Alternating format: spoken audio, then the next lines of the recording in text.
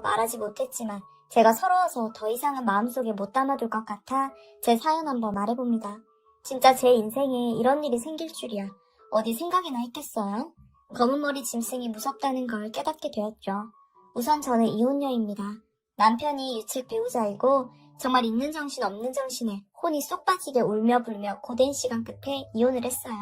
이때까지 워낙 힘들고 마음고생도 많이 해서 그런가 이혼하고 나서도 마냥 후련하고 기쁘지만은 않더군요.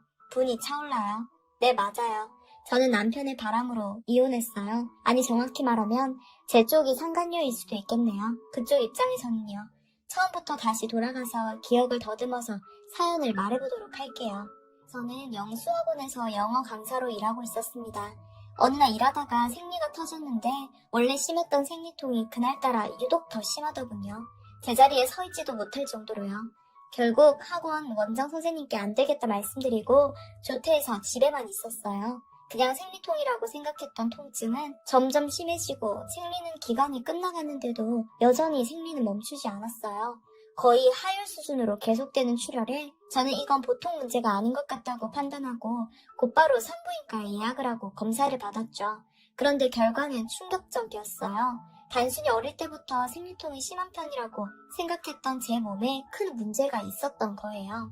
자궁이 선천적으로 약한 자궁이고 암은 아니지만 혹도 여러 군데 보이고 나팔관도 약하다고 했어요. 지금이라도 병원에 온 게 천만다행이라고요. 약을 처방받고 병원에 나서려는데 의사 선생님은 제게 충격적인 말을 꺼내더군요. 환자분, 죄송하지만 앞으로 자연적인 임신은 꽤 힘들 것 같네요. 시험관 악이나 인공수정 등 여러 방법이 있지만 환자분 자궁과 몸은 임신을 견뎌낼 수 있을 몸이 아닙니다. 저는 그 말을 듣는 순간 여자로서 정말 큰 충격을 받았습니다. 뭔가 내가 갖고 있던 소중한 하나를 잃은 기분이었죠. 더구나 저는 당시 남자친구는 없었지만 언젠가는 좋은 엄마가 되는 것이 늘 꿈이었었어요. 그래서 저는 의사 선생님께 그래도 약 먹고 노력하면 좋아질 수 있겠죠? 하고 여쭈었지만 선생님은 증상이나 통증은 나아질 수 있겠지만 임신에 대해서는 마음을 비우시는 게 좋다고 하셨어요. 사실상 저는 불임이고 평생 아기를 가질 수 없는 몸이라고 말하는 것과 같았죠. 저는 진료실 밖으로 나와 병원 계단에 가만히 웅크려 앉아서 혼자 멍하게 정신없는 사람처럼 앉아 있었어요. 그렇게 앉아 있는데 누군가가 제 어깨를 톡톡 두드리더군요. 그래서 돌아보니 흰 가운을 입은 의사 한 분이 서 있었어요. 진료를 보는 의사 선생님 같진 않고 좀 젊어 보이는 분이었죠. 그분은 제게 따뜻한 코코아를 건네면서 실례인 줄 알지만 진료실을 지나다 우연히 환자분의 진료를 듣게 되었다며 밖에 나가시는 거 보고 무슨 일이 생길 것 같아 불안해서 따라왔다고 그러더군요. 저는 괜찮다며 인사하고 그 선생님은 제게 너무 절망하지는 마시라고 사람 몸은 내일이고 모레고 어떻게 될지 모르니 어느 날 갑자기 몸이 확 좋아지는 분들도 많이 계시니 희망을 잃지 않고 약도 잘 먹고 검진도 잘 받고 운동도 하면서 열심히 사셔야 한다고 했어요. 그 위로가 그때는 어찌나 고마웠던지요. 그것도 의사가 하는 말이어서 그런가 한 줄기 작은 희망이 생기는 기분이었어요. 그렇게 그분께 감사하다고 인사드리고 병원을 떠나 저는 열심히 약도 먹고 병원도 잘 다니며 치료를 받기 시작했어요. 그 병원을 계속 다니면서 자연스럽게 그분과도 계속 마주치며 인사를 나누었고 그러다 점점 가까워지고 대화가 잦아지면서 저희는 연인으로 발전하게 되었습니다. 남자친구가 의사인 만큼 저를 잘 챙겨주고 제 몸과 건강을 항상 신경 써주었고 제 몸 상태를 다 알면서도 저를 언제나 사랑해주고 아껴줬어요. 저도 열심히 치료받고 긍정적으로 살려고 좋은 생각도 많이 하고 일도 열심히 했고요. 그렇게 연애를 하다 남자친구는 어느 날 제게 청혼을 했어요. 자기가 평생 지켜주고 보살펴주며 사랑해주겠다고 청혼했고 저는 좋다고 했습니다. 남자친구는 애초에 연애하기 전부터 제 몸 상태를 다 알고 있었고 그걸 알면서도 제 곁을 지켜주었으니 내 인생의 남자는 이 사람뿐이라고 생각했었죠. 예비 시부모님께서도 남자친구를 통해 제 이야기를 다 들으셨다면서 마음고생 말고 사는 내내 그저 건강만 하고 둘이 행복하게 살라고 그거면 된다고 축복해 주었고요. 우린 결혼 준비 힘든 거 하나 모를 정도로 행복하게 준비했었죠. 이 남자와 평생을 함께한다는 생각에 그저 바보같이 행복하기만 했던 그때가 그립네요. 그렇게 저는 남자친구와 결혼식을 올리고 그 사람은 제 남편이 되었습니다. 결혼하고 나서도 남편은 의사 일을 계속하고 저도 일하던 학원에서 계속 열심히 아이들을 가르쳤어요. 양가 부모님께서는 제 몸 상태를 다 알고 계셔서 아이 얘기는 일절 꺼내지 않으셨죠. 그러나 제 행복한 마음 한켠에는 여전히 아이에 대한 갈망이 있었어요. 남편에게 몇 번 이야기를 꺼냈지만 남편은 펄쩍 뛰면서 지금 제 몸 상태로는 임신은 절대 안 된다고 반대했어요. 남편이 의사다 보니 저는 아무 말도 할 수 없이 남편의 말을 들어야 했죠. 그렇지만 길을 가는 귀여운 아이들의 모습을 보면 마음 한켠이 쓰리고 아팠습니다. 그러던 어느 날 제게 기적 같은 일이 일어났어요. 아침에 남편 출근하고 저도 학원 나가려고 현관문을 열고 나오는 길이었어요. 저희 집은 여러 가구가 함께 사는 복도식 아파트였는데 엘리베이터 타러 가보니 엘리베이터 앞에 큰 과일 상자가 보이더군요. 저는 누가 물건을 두고 갔나 생각했는데 이상한 소리가 들려 과일 상자를 열어보니 놀랍게도 그 상자 안에는 정말 갓 태어난 듯한 신생아가 누워서 자고 있었어요. 저는 너무 놀라서 망설일 새도 없이 아기를 안고 집으로 들어와 아기를 보니 아기는 깨끗이 씻겨져 있었고 예쁜 베네 쪼고리도 입고 있었어요. 파란색인 걸 보니 아들이었죠. 그리고 상자 안에는 큰 가방이 있었습니다. 가방을 열어보니 옷 몇 벌과 기저귀 몇 개, 젖병 2개, 그리고 편지가 있었어요. 편지에는 아이와 이 아이를 발견하실 분께 정말 죽을 죄를 짓는 마음으로 이 편지를 쓴다는 말과 함께 자신은 도저히 이 아기를 키울 수 없으니 제발 이 아기를 사랑으로 키워달란 말이 적혀 있었어요. 저는 그 편지를 보고 아기를 보니 이 아기는 내게 내려온 선물이란 예감이 강하게 들었어요. 곧바로 남편에게 전화해서 상황을 설명했고 남편은 처음엔 경찰에게 연락하자고 했지만 제 간곡한 설득으로 결국 아기를 저희가 키우고 호적에 올리는 거에 동의했어요. 저는 출생 신고를 하고 양가 부모님께는 아기를 입양했다고 말씀드렸어요. 다행히 두 분은 너희가 좋으면 됐다 하시며 좋아해 주시더라고요. 저는 정말 아기를 내가 내 배 아파 낳은 내 아들이라고 생각했습니다. 학원에도 육아휴직을 신청하고 집에서 아기 돌보는 일에 열중했죠. 아기는 정말 너무너무 예뻤어요. 울고 웃고 재롱 피우는 모습을 보면 그간의 마음고생이 씻기는 기분이었어요. 남편도 아기를 정말 예뻐했고 저녁에 일찍 퇴근한 남편과 함께 아기를 돌보면서 아기 재롱 보는 게 저희 삶의 가장 큰 기쁨이 되었죠.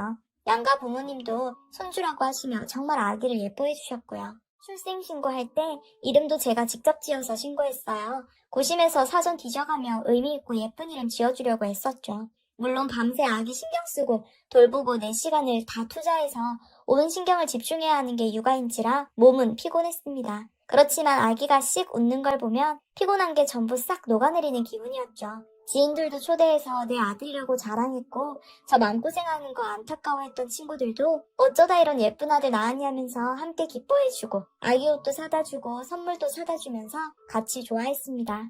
그렇게 아기는 다행히 건강하게 무럭무럭 자랐고 직접 저희의 유전자를 준 게 아닌지라 바로 병원에 가서 검사도 하고 예방접종도 시키고 했는데 다행히 아주 건강하게 개월수 맞춰서 기고 짖고 일어서고 걸음마하고 이동하고 이유식도 잘 먹고 잘 자라주었죠.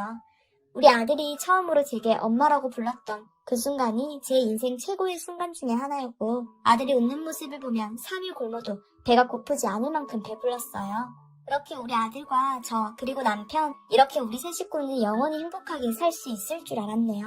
바로 그날이 오기 전까지는요. 우리 아이가 7살이 되던 해였어요. 유치원을 졸업하고 초등학교 입학을 앞둔 무렵이었죠. 학교 예비 소집일인데 아이가 미리 사둔 책가방 메고 가겠다고 얼른 학교에 가고 싶다고 들떠있는 아이를 데리고 예비 소집에 다녀오는 길에 제가 사는 아파트 1층에서 한 여자를 마주쳤어요. 처음 보는 여자라 그냥 가만히 지나치려는데 그 여자는 저를 보고 아무 말 없다가 제 손을 잡은 아들을 보더니 갑자기 눈물을 글썽거리면서 엄마야 이리 와봐 내가 너 엄마야 하더군요. 저는 너무 놀라 우리 아들 손을 꼭 잡았고 아이도 낯선 사람이 무서웠는지 제 손을 잡고 제 뒤에 숨어버렸습니다. 제가 누구신데 이러세요? 하고 물었더니 그 여자는 제게 다가와 눈물 맺힌 눈으로 저를 노려보며 말하대요. 자기가 7년 전에 여기에 아이를 두고 간 여자래요. 저는 충격을 받았지만 우리 아이가 겁먹을 걸 생각해서 일단 집으로 들어오시라 했어요. 집에 들어와서 아이를 방에서 놀고 있으라고 들여보내고 그 여자와 거실에 마주 앉았어요. 그 여자는 자기가 이렇게 불쑥 찾아온 것도 죄송한데 지금부터 자기가 내 인생을 구제해줄 이야기를 해줄 테니까 정신줄 붙잡고 하나도 놓치지 말고 집중해서 잘 들으라고 했어요. 그리고 그 여자가 해준 이야기는 정말 제 인생 전체를 뒤흔들어 놓았어요. 그 여자는 자기가 제 남편과 오랜 시간 만나온, 그리고 최근까지도 만나고 있는 애인 관계라고 하더군요. 제가 남편과 결혼하기 전 연애할 때부터 이미 둘은 만나고 있었다고요. 그러나 그 여자가 자기 입으로 자기가 대학 때부터 공부도 안 하고 졸업도 못해서 그때 당시에 직업도 없었고 알바나 하며 대충 살고 있었다고요. 아무튼 그래서 그 여자가 남편이랑 결혼을 이야기했는데 남편 쪽 부모님이 여자의 환경 때문에 심하게 반대를 하셨다고 해요. 그렇지만 남편은 그 여자를 계속 만나다가 결국 그 여자가 임신을 하게 되었대요. 그 여자가 임신했을 당시에는 저와 남편은 이미 결혼한 상태였고요. 의사 남편은 결혼하고 나서도 몰래 그 여자를 만났던 거죠. 그리고 남편은 그 여자에게 충격적인 제안을 하나 했대요. 그 여자 보고 나중에 아기를 낳아서 우리 집 문 앞에 갖다 버려두면 내 와이프가 발견할 거고, 와이프는 아기에 목매는 사람이라 와이프는 버려진 아기를 보면 당연히 자기가 입양하겠다고 할 거고, 그럼 너는 돈 한 푼 안 들이고 아기를 키울 수 있고 나도 우리 아기 평생 키울 수 있고 둘 다 좋은 게 좋잖아? 나중에 애 초등학교 들어갈 때 되면 내가 어떻게든 꼬투리 잡아 갈라설 거고 양육권도 따올 테니, 그러니까 그 사이에 너는 지금 생활 청산하고 제대로 된 직업 잡아놔. 8년이면 시간 충분하잖아? 유머 하나 고용했다고 생각하고 와이프 출근 시간 10분 전에 엘리베이터 앞에 애 갖다 놔. 제가 너무나 사랑하고 의지했던 남편이 저런 말들을 했다는 게 도무지 믿어지지가 않아서 한동안 멍하니 듣기만 했어요. 그것보다 더 충격적이었던 사실은 이 모든 일이 제가 결혼하기 전부터, 연애할 때부터 다 저를 철저히 속이고 계획되었고 이루어진 일이라는 거죠. 그런데 아이러니하게도 제 머릿속에 든 생각은 절대로 제 아들을 뺏길 수는 없다는 거였어요. 남편의 배신으로 제 손에 온 아들인 걸 알면서도 전 8년이라는 시간 동안 제 손으로 먹이고 입히고 재워서 키운 제 아들을 절대 놓을 수 없었죠. 솔직히 어린아이가 잘못 있는 게 아니잖아요. 따지고 보면 저만큼, 아니 어쩌면 가장 큰 피해자는 우리 아이잖아요. 저는 그 여자에게 말했어요. 내가 8년이라는 시간 동안 내 시간, 내 돈, 내 마음 전부 다 바쳐 키웠어요. 당신이 뭔데 이제 와서 낳았다는 이유만으로 데려가려고 해요? 나중에 법정에 가서 그 얘기 그대로 해봐요. 내가 내 애 낳았는데 유부남인 남자가 애를 키울 수가 없다고 해서 이런 방법으로 애를 버렸고 이제 찾아가고 싶다고 얘기해봐요. 어디 사람들이 그쪽 편 들어주면서 나한테 애 보내라고 할 것 같아요? 나는 절대 내 아들 못 보내요. 저는 분노를 가득 담아 말했습니다. 그러자 그 여자는 한숨을 한번 푹 쉬더니 말을 하더군요. 자기도 안다고요. 자기가 어릴 때는 몰랐는데 지금 일자리를 겨우 얻어 돈 벌고 살아보니까 그때 자기가 얼마나 철없는 여자였는지 깨달았대요. 그리고 저한테 정말 뼈저리게 미안하고 고맙고 자기가 아이 친권 주장할 자격 없다는 것도 잘 알고 있대요. 그래서 자기가 여기 온 이유는 그게 아니라고 했어요. 저를 도우러 왔다고 했죠. 저는 무슨 말이냐 물었더니 그 여자는 나머지 이야기를 해주었어요. 남편에 관한 이야기였죠. 그 여자는 아이가 7살이 되고 어느 정도 직업적 안정을 갖게 되자 약속했던 대로 채와 이혼하고 자기와 결혼해 아이를 키우자고 요구했어요. 그러다 남편은 그 여자에게 이렇게 말했다고 하네요. 자기는 8년 동안 아이를 키우는 동안 아내, 즉 저에게 점점 더 큰 사랑을 느끼게 되었고 이제는 이 여자가 내 인생의 유일한 하나뿐인 여자라고 생각한다고요. 내 아내는 아이를 사랑으로 현명하게 키운 좋은 엄마이고 앞으로도 아이를 훌륭한 사람으로 키워줄 사람이라고요. 그래서 미안하지만 자기와의 이 관계를 그만 끝내자고 말했다고 하네요. 아이는 남편과 제가 잘 키워서 좋은 사람으로 잘 키울 테니 너는 걱정 말고 네 인생 잘 살라고요. 그 말에 그 여자는 남편에게 배신감을 느끼고 제게 찾아오게 된 것이죠. 한마디로 복수였죠. 저는 그 이야기를 들었다고 해서 남편에게 감동받거나 그 여자를 향한 분노와 증오심도 사라진 건 아니었죠. 그러나 객관적으로 봐서 그 여자에게 가장 쓰레기는 제 남편이었죠. 저는 그 여자에게 말했어요. 그쪽은 지금 제 남편에게 화가 나서 미치겠지만 일단 시부모님께 알리고 저는 남편이랑 이혼 소장 접수하는 게 먼저니까 아이 얘기는 나중에 하자고요. 그러자 그 여자는 순순히 고개를 끄덕이더군요. 그리고 눈물을 흘리며 제게 말했어요. 정말 죄송하고 또 죄송하다고요. 자기가 얼마나 큰 죄를 지었는지 알고 있다며 자기 아이를 친모도 아니면서 사랑으로 잘 키워줘서 이 은혜는 죽었다 깨나도 갚지 못할 은혜라고 말하며 그저 울더군요. 순간 같은 여자로서 남자 하나 잘못 만나서 이게 뭔 죄인가 싶었어요. 저는 그 여자를 돌려보내고 그날 저녁 저는 시댁으로 갔습니다. 우리 아이는 친정에 맡기고요.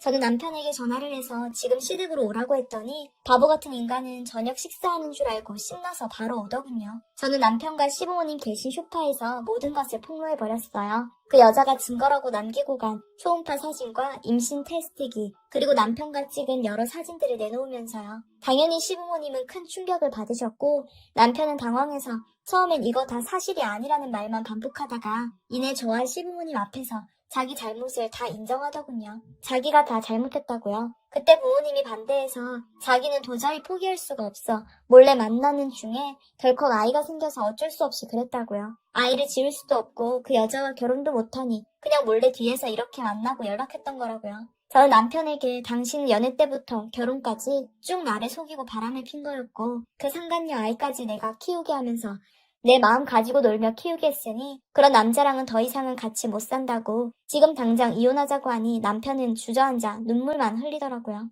자기가 모든 걸 잘못했지만 이제는 정말 저만 바라보며 사랑하고 평생 저랑 같이 살고 싶다고요. 그러자 시어머님은 김치 냉장고에서 김치 한 포기를 손으로 짚더니 주저앉아있는 남편 얼굴에 김치를 던졌어요. 퍽 소리나며 얼굴에 김치가 다 묻어있는 남편을 보니 조금 가엾긴 했어요. 시어머니는 네가 그러고도 사람 새끼냐고 내 배 아파하며 낳고 잘 키워서 장가도 보냈더니 이런 개망나니 같은 짓거리나 몰래 하고 있었냐고 울면서 소리쳤어요. 그렇게 폭풍이 한 차례 지나가고 저는 남편에게 이혼 소장을 보냈어요. 법정에서는 아이 친모되는 그 여자가 증인을 서주었고 남편의 외도와 사기 결혼이 인정이 되어 제게 거액의 위자료를 내게 되었고 저희는 그렇게 이혼했습니다. 이혼 소송 내내 밤마다 친정엄마랑 혹은 혼자 방에서 많이 울며 가슴을 쳤어요. 제가 전생에 무슨 죄를 지어 불임에다 상간녀의 아이를 키우게 됐는지 참 제 인생 고난하고 억울하더군요. 그래도 아이는 제가 키우게 되었어요. 법정에서도 제 손을 들어주었고 그 여자도 순순히 판결을 따르겠다고 하더군요. 자긴 엄마 자격이 없다고요. 대신 저에게 자기를 이모라 칭하고 아이가 성인이 될 때까지만 가끔 아이를 한 번씩 보게 해달라고 부탁했어요. 가끔이라도 좋으니 생일이나 그런 중요한 날에요. 저는 그것도 한참 고민했어요. 아직도 그 여자가 제게는 상간녀였으니까요. 저는 오랜 고심 끝에 그래도 이 아이의 엄마니까 혹은 성인이 돼서라도 이 아이에게 진실은 말해줘야 하니까 힘든게 결정해서 그 요구를 수락했습니다. 이렇게 일이 마무리되고 우리 아이는 지금 중학교를 잘 다니고 있습니다. 생모를 이모로 부르며 이모도 잘 따르고 있어요. 몇 번 만나면서 서먹했던 저와 그 여자 관계도 점점 나아져서 이젠 예전만큼 불편하지 않아요. 이 선택을 하며 지금까지 살아왔던 시간이 정말 힘들었지만 그래도 아기는 잘 자라주고 엄마 하는 것만 들으면 행복하기만 합니다. 이제는 아프고 힘들었던 과거 다 잊고 그저 행복하게만 살고 싶어요. 전 남편이 된 그 인간은 사실이 다 까발려져서 의사 일은 잠시 접고 병원도 그만두었어요. 의사 면허는 살아있으니 나중에야 뭐 다시 일하겠지만 아무튼 저는 아들이랑 둘이 행복하렵니다.